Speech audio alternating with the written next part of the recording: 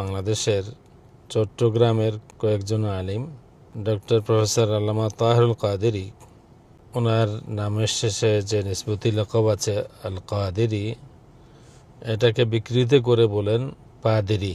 তারা বলেন তাহেরুল পাদেরী।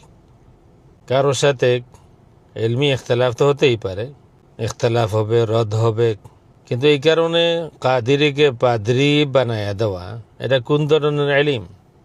এটা তো পিওর জাহালত।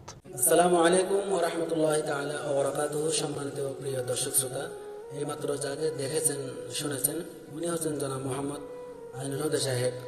যদিও ওনার ভিতরে আলা হযরত শাহ ইমাম আহমদ রেজা খান ফাজল বেরলভী রাহিমাহুল্লাহ তাআলাকে নিয়ে যথেষ্ট অ্যালার্জি আছে, তারপরে উনি যে বিষয়টা নিয়ে কথা বলেছেন, আলোচনা পেশ করেছেন, এটার সাথে আমি একমত। এটা আমার ভালো লেগেছে, যেহেতু আল্লাহ তাআলা বলেছেন ওয়ালা তানাবাজু বিল আলকাব, অর্থাৎ কারো লকব নিয়ে, উপাধি নিয়ে, টাইটেল নিয়ে তামাশা করো না, ব্যঙ্গ করো না। তাছাড়া নবী করিম সাল্লাল্লাহু আলাইহি ওয়াসাল্লাম হাদিসে পাকে ইরশাদ করেছেন যে তোমরা কারো নামকে ব্যঙ্গাবে না, ব্যঙ্গ করবে না। সেই হিসেবে কারো নামকে না ব্যঙ্গানোর ক্ষেত্রে ওনার বিষয়ে, ওনার আলোচনার সাথে আমি একমত আছি। এবং যারা যারা কোরআন বিশ্বাসী, কোরআন ভালোবাসেন, অনুসরণ করার চেষ্টা করেন, রাসূল পাকের হাদিস অনুসরণ করার চেষ্টা করেন, আশা করি আপনারাও একমত হবেন। তো ওনার বিষয়টা যেহেতু ভালো লেগেছে, ওনার আইডিতে ঢুকে বিভিন্ন পোস্ট পড়তে লাগলাম। পড়তে পড়তে হঠাৎ করে ওনার আরও একটা পোস্ট আমার নজরে আসলো। ওনার কথার সাথে ওনার নিজের আমলের মিল নেই, সেটাই ওনার এই পোস্টটা প্রমাণ করে। আপনাদেরকে একটা স্ক্রিন ভিডিও দিচ্ছি, এটা একটু কষ্ট করে দেখে নেবেন।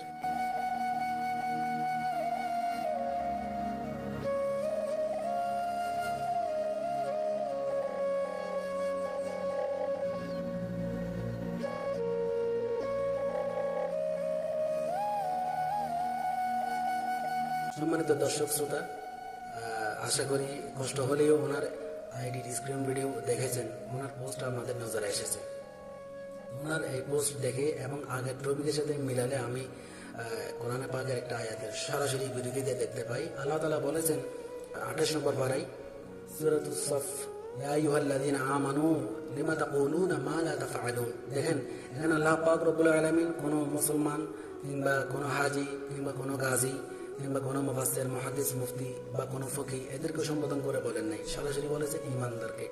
ইয়া আইয়ুহাল্লাযীনা আমানু, হে ইমানদারগণ, লিমা তাকুলুনা, তোমরা কেন বলো, কেন বলতেছো, মা লা তাফআলুন, যেটা তোমরা নিজেরা করতেছো না।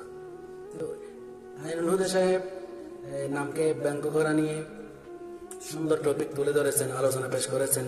আলহামদুলিল্লাহ, খুশি হয়ে গেছিলাম, যার কারণে ওনার আইডিতে ঢুকে বিভিন্ন পোস্ট আমি পড়া শুরু করেছি। কিন্তু পড়তে পড়তে যখন দেখলাম ওনার কথার সাথে উনি নিজের আমল ঠিক নেই, উনি গাজীকে পাজি বলেছেন। তবে যে বিষয়টা আমাদের আমলে আনতে হবে সেটা হচ্ছে গাজীকে পাজিও বলা যাবে না, কাদেরীকে পাদ্রিও বলা যাবে না। গাজীকে পাজি বলা, কাদেরীকে পাদ্রি বলা, এটা কোনোভাবেই ইসলাম সমর্থন করে না। সুতরাং যদি আমার পছন্দ না হয় কাদেরী বললাম না, পাদ্রি বলার দরকার নেই। যদি আমার পছন্দ না হয় গাজী বললাম না, পাজি বলার দরকার নেই।